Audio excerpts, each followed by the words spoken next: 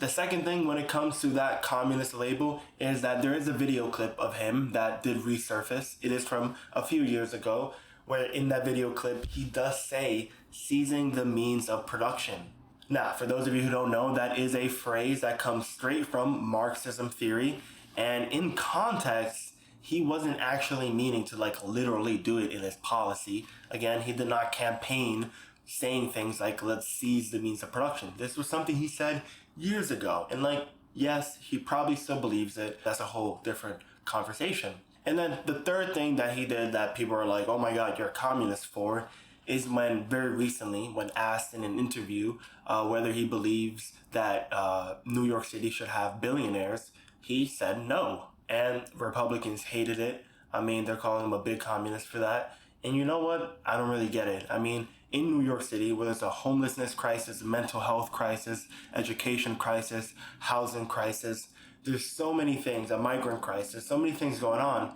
Do we really need multi-billionaires, billionaires?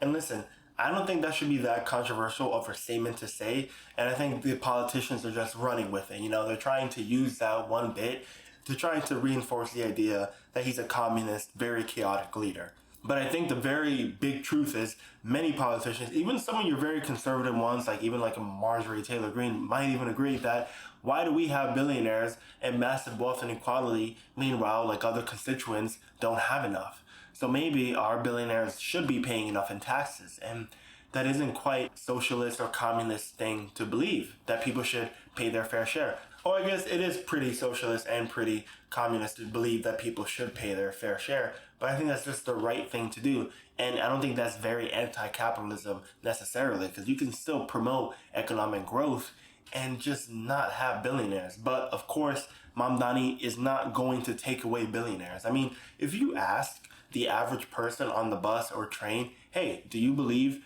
we should have billionaires? I bet you a lot of them are going to say, no, we shouldn't. We can have millionaires, sure, but we probably don't need a billion. There's such a big difference between a million and a billion that I think getting mad at a New York City candidate for not wanting this ultra wealth, that sort of representation of corporate greed, him going against that and the establishment, the right getting upset about that. I think that's actually really ridiculous.